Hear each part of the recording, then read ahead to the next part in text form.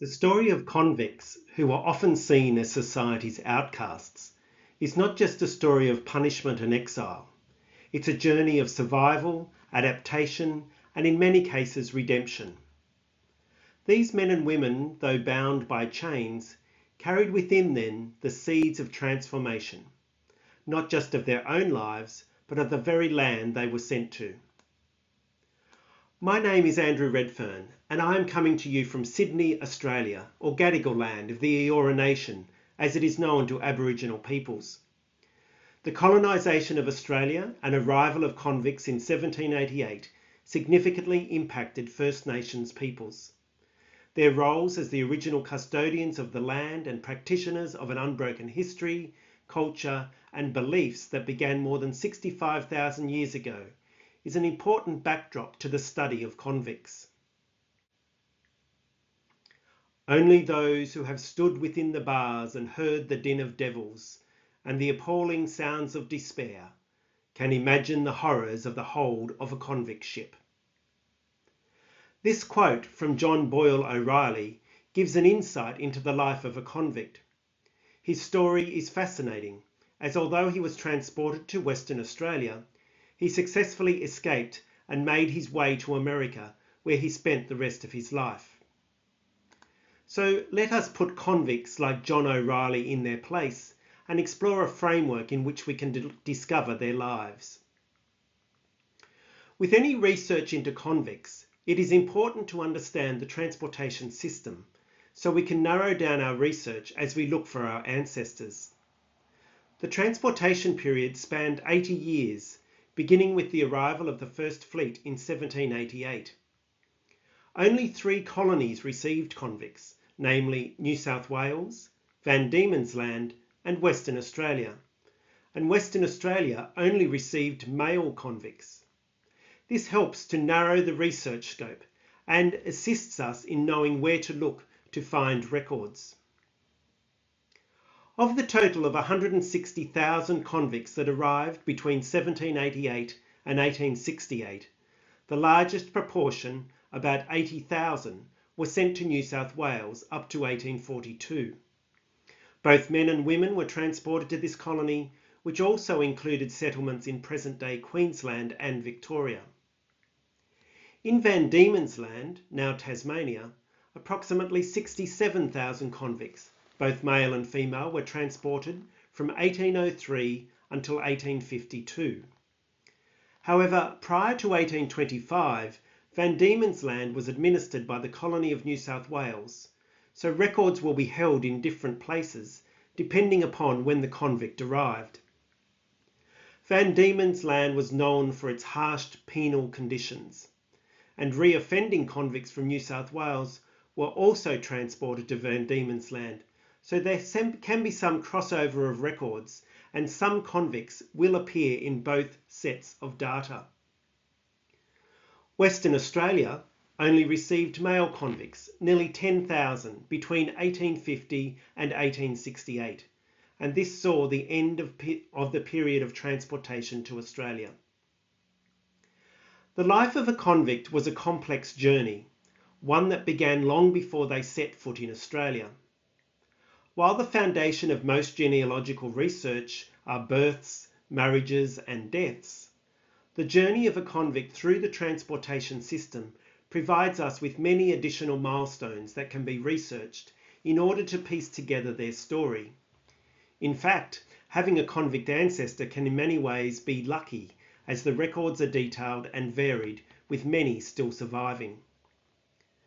A convict's life may be broken down into 4 main stages: trial, conviction and transportation, serving out their sentence, freedom, and finally, life as a free person. Within each of these 4 stages, numerous records and data sets can be interrogated to find out what happened to our ancestors.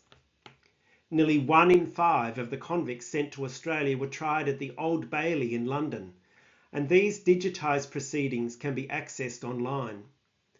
Trial and court records give insight into the crimes committed and their sentence details. Following conviction, prisoners were sent to prison or convict hulks awaiting shipment to Australia, and transportation registers give details of the ship they travelled on and also the names of their fellow convicts. The ship of arrival is a key piece of information that can be used to trace the convict through the system, as records will usually give the name of the convict followed by the ship of arrival in brackets.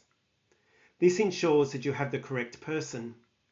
Some ships did have convicts with the same name, and for these instances, careful and methodical research is required. Also note that there are often multiple copies or versions of transportation registers, so it does pay to interrogate all versions if they are available. Upon arrival in Australia, convicts were generally assigned to either government projects such as road building or to private settlers to work as labourers or servants. If a convict was assigned to various people during their sentence, multiple records will exist, so building a timeline of their assignment is a useful exercise. Convict musters and censuses were carried out regularly as the authorities wanted to make sure that they knew the whereabouts of the prisoners at all times. Reporting for musters was also a requirement of a convict sentence. So all these records can be useful in building up a timeline of a convict's life as you trace a particular person through each of the various musters.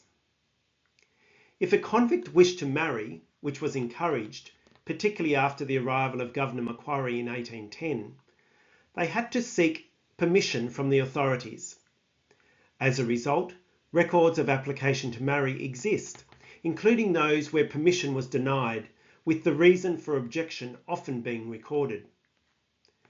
Tickets of leave, certificates of freedom, and pardons were meticulously recorded, and these records often provide physical descriptions of convicts, which give an insight into the physical appearance of our ancestors. As the transportation system progressed, document keeping improved, so early arrival convicts often have less recorded about them than those who arrived later within the transportation period. Some convicts, once they had served their sentence, were able to acquire land either through a grant or a purchase. Land records are extensive, and indexes are available to search land registers, with many of the original maps and documents being digitised. Not all convicts remained free, however, following their sentence completion, and some did re-offend. Others had large families and successful careers in a variety of fields. Digitised newspapers, particularly those through Trove, hosted by the National Library of Australia, can be a wealth of information, and searching a convict's name can highlight some other events in their life, from bankruptcy to unclaimed mail to lost livestock, and occasionally extensive obituaries recording their life in detail. In tracing the lives of our convict ancestors, we're not just uncovering names and dates. We're discovering the stories of resilience, transformation, and the profound impact they had on Australia's development. Putting convicts in their place is about more than just filling in the gaps on our family tree.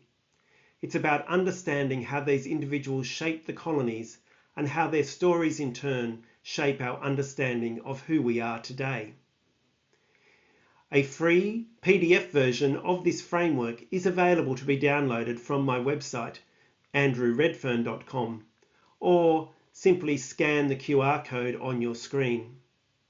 Happy researching your convict ancestors.